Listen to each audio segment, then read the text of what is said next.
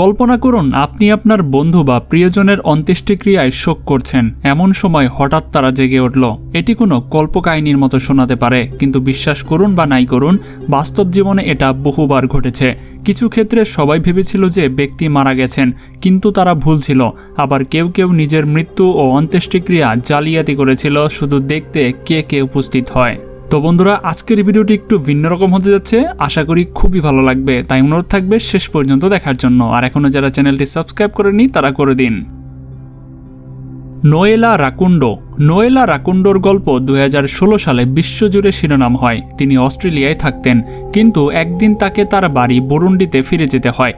এটি ছিল তার সৎ মায়ের অন্ত্যেষ্টিক্রিয়ায় যোগ দিতে। তবে তিনি জানতেন না যে তার স্বামী একজন গুপ্ত ঘাতক নিয়োগ করেছিলেন তাকে সেখানে খুন করার জন্য।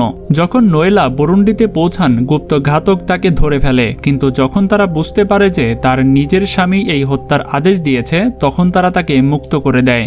নোয়েলা তখন বাড়ি ফিরে আসেন, তবে গুপ্ত ঘাতকরা তার স্বামীকে বলে যে তারা কাজটি সম্পূর্ণ করেছে, কারণ তারা এখনও পেমেন্ট পেতে চেয়েছিল।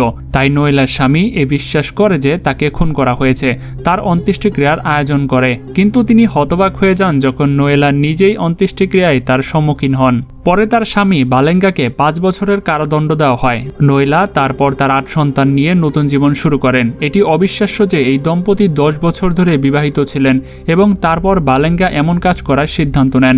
সৌভাগ্যবশত গুপ্তঘাতকরা বিষয়টি বুঝতে পেরেছিলেন, না হলে নোয়েলা বুরুন্ডি থেকে জীবিত ফিরতে পারতেন না। কিন্তু কল্পনা করুন তার স্বামীর মুখের অভিব্যক্তি যখন সে তার নিজেরই আয়োজিত অন্ত্যেষ্টিক্রিয়ায় হাজির হয়। ম্যাথিউ ওয়াল। এই ঘটনাটি ঘটে ইংল্যান্ডের হার্টফোর্ডশায়ারের বার্মিংহামে। সময়টি ছিল 2 অক্টোবর। শহরটি স্থানীয় কৃষক ম্যাথিউ ওয়ালের অন্ত্যেষ্টিক্রিয়ার জন্য একত্রিত হয়েছিল, কিন্তু অন্ত্যেষ্টিক্রিয়ার পথে একজন কফিনবাহক কফিনটি ফেলে দেয়। এটি খারাপ শোনাতে পারে, কিন্তু আসলে এটিই মহান ঘটনা যে তা ঘটেছিল, কারণ এই ধাক্কাই ম্যাথিউ ওয়ালকে জাগানোর জন্য যথেষ্ট ছিল। কৃষক ম্যাথিউ তারপর আরও 2 দশক বেঁচে ছিলেন এবং তার পুনরুত্থান বার্মিংহামের জন্য একটা চলমান উদযাপন। জানা যায়নি যে তিনি শুধু গভীর ঘুমে ছিলেন নাকি কোমায়, কিন্তু তার প্রাণ সঞ্চার বহুবার পরীক্ষা করা হয়েছিল এবং তাকে জীবিত নয় বলে নিশ্চিত করা হয়েছিল। এটি শুনতে কিছুটা ভীতিকর, তবে ভাবতে বাধ্য করে যে কত মানুষ জীবিত দাফন হয়েছে। গিলবার্তো আরোজো। কল্পনা করুন যদি আপনার পুরো পরিবার ভেবে নেয় যে আপনি মারা গেছেন, যখন বাস্তবে আপনি জীবিতও ভালো আছেন। ব্রাজিলের গিলবার্তো আরোজোর সাথেও ঠিক এমনটাই ঘটেছিল 2012 সালে। তাকে মৃত্যু নিশ্চিত করা হয়েছিল। তার ভাই একটি স্থানীয় মর্গে তার দেহ শনাক্ত করার পর তার পরিবারের সদস্যরা এবং বন্ধুরা সবাই তার কফিনের চারপাশে দাঁড়িয়ে তাকে শোক জানাচ্ছিলেন, কিন্তু তখনই গিলবার্তো দরজায় হাজির হন। তাহলে কি ঘটেছিল? দেখা গেল এটি একটি ভুল শনাক্তকরণের ঘটনা। গিলবার্তো আরোজো ব্রাজিলের আলাগোইনেসের একটি কার ওয়াশে কাজ করতেন। সেই একই কার ওয়াশে আরেকজন গাড়ি ধৌত করা ব্যক্তি মারা গিয়েছিল।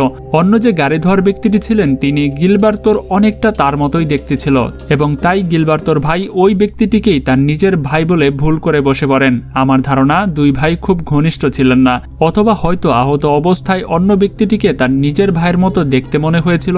যেভাবেই হোক না কেন বিষয়টা, যখন গিলবার্তো তার নিজের অন্ত্যেষ্টিক্রিয়ায় হেঁটে প্রবেশ করলেন, তখন তার বন্ধু এবং পরিবার বিস্মিত ছিল। তবে এটি শুধু তার পরিবারের জন্যই নয়, তার জন্যও একটি ধাক্কা ছিল। কল্পনা করুন আপনি জীবিত আছেন যখন আপনার পুরো পরিবার মনে করছে আপনি নেই। নিসিফোরাস গ্লাইকোস। নিসিফোরাস গ্লাইকোস ছিলেন গ্রিসের লেসবোসের একটি গির্জার একজন বিশপ। একদিন তাকে পাওয়া যায় এবং মৃত ঘোষণা করা হয়। ঐতিহ্য অনুসারে তার দেহ মেথিমনি গির্জার প্রদর্শনের জন্য রাখা হয়, কিন্তু তার দেহ 2 রাত প্রদর্শনের পর কিছু ভীতিকর ঘটনা ঘটে। নিসিফোরাস উঠে বসেন এবং জানতে চান কি হচ্ছে। দেখা গেল তিনি জীবিতও ভালো আছেন। তিনি বলছিলেন তিনি শুধু এক দীর্ঘ ঘুম দিচ্ছিলেন, কিন্তু অন্যরা বিশ্বাস করেন তিনি কোনো ধরনের কোমায় হয়তো চলে গিয়েছিলেন। স্থানীয় চিকিৎসকরা তার প্রাণ সঞ্চার পরীক্ষা করে নিশ্চিত করেছিলেন যে তিনি জীবিত নন। যেহেতু তিনি এই প্রাচীন গির্জায় ছিলেন, কেউ কেউ বিশ্বাস করছিলেন যে এটি হয়তো অলৌকিক ঘটনা ঘটেছে, আবার অন্যরা ভেবেছিলেন এটি হয়তো কোনো উদ্ভট চিকিৎসার ঘটনা। আপনার কি মনে হয় এ বিষয়ে? আপনারা কমেন্টে জানাতে পারেন। মোহাম্মদ রাহান।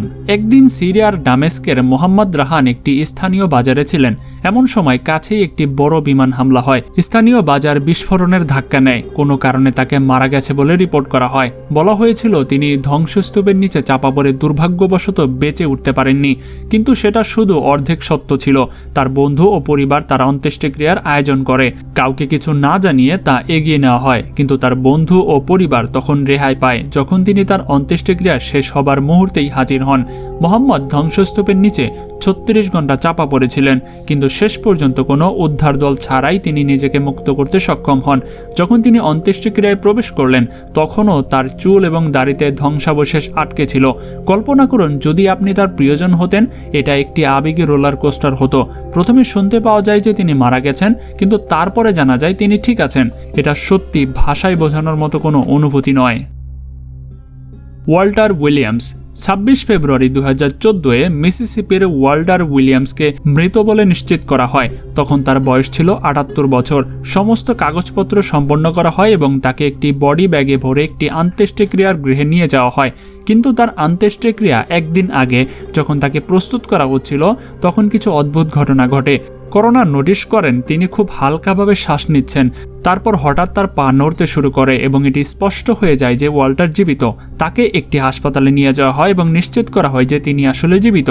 কিন্তু দুর্ভাগ্যবশত এই পুনরুত্থান খুব বেশি দিন স্থায়ী হয়নি, কারণ তার 2 সপ্তাহ পরে তিনি সত্যিই মারা যান। পরবর্তীতে তার ভাইবোকে উদ্দেশ্য করে বলা হয়েছিল, আমি মনে করি এবার তিনি সত্যিই চলে গেছেন। এটি কল্পকাহিনীর মতো শোনা যেতে পারে, কিন্তু এটি নাকি আসলেই সত্যি ঘটনা ঘটেছে।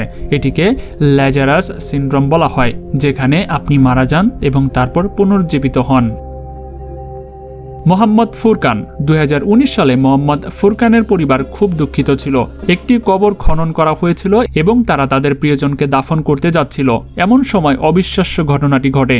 হঠাৎ মোহাম্মদ, যিনি অনুমিতভাবে মৃত ছিলেন, সে হঠাৎ করে নাড়াচাড়া করতে শুরু করে। একাধিক ডাক্তার তাকে মৃত্যু নিশ্চিত করেছিল, কিন্তু 20 বছর বয়সী যুবক আসলে ঠিক ছিল।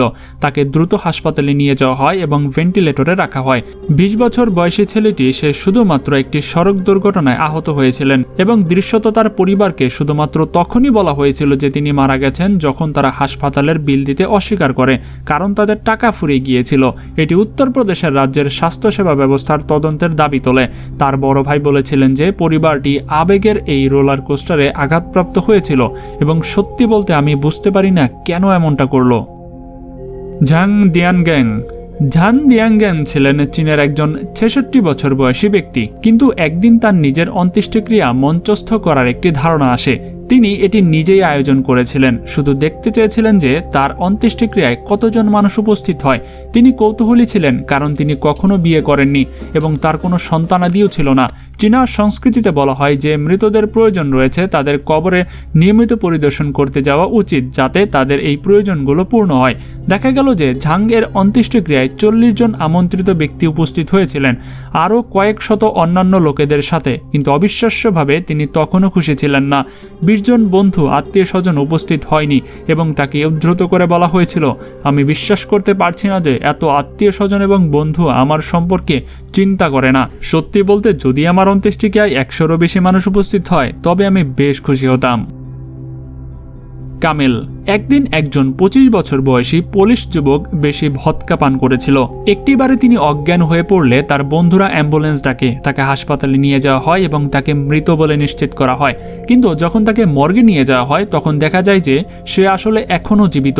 বাড়িতে যাওয়ার বদলে কামিল নামের সেই যুবকটি সরাসরি সেই বাড়ি ফিরে যান এবং সেখানে তার বন্ধুরাও ছিল এবং ঠিক তেমনইভাবে তারা যেখান থেকে থামিয়েছিলেন সেখান থেকেই আবার শুরু করে ভদকা পান করতে থাকে। আজকের ভিডিওতে দেখানো সকল ঘটনা একটি সোর্স থেকে সংগ্রহকৃত, তাই আজকের ভিডিও দেখানো প্রত্যেকটি ঘটনা সত্য নাকি মিথ্যা এ সম্পর্কে আমাদের বিস্তারিত কোনো সত্য ধারণা নেই। যদি ঘটনাগুলো সত্যি হয় তাহলে এটি সত্যি অবিশ্বাস্য ঘটনা। যেহেতু আমরা এই ঘটনাগুলো যাচাই বাছাই করিনি তাই এইগুলো মিথ্যাও হতে পারে। তবে কল্পনা করুন এরকম যদি কোনো ঘটনা বাস্তবে ঘটেও থাকে তা কতটা রোমাঞ্চকর হতে পারে। তো বন্ধুরা আজকের ভিডিওটি ঠিক এই পর্যন্তই। তো দেখা হচ্ছে পরবর্তী ভিডিওতে নতুন কিছু নিয়ে। আজকের মতো এখানে বিদায়। আল্লাহ হাফেজ।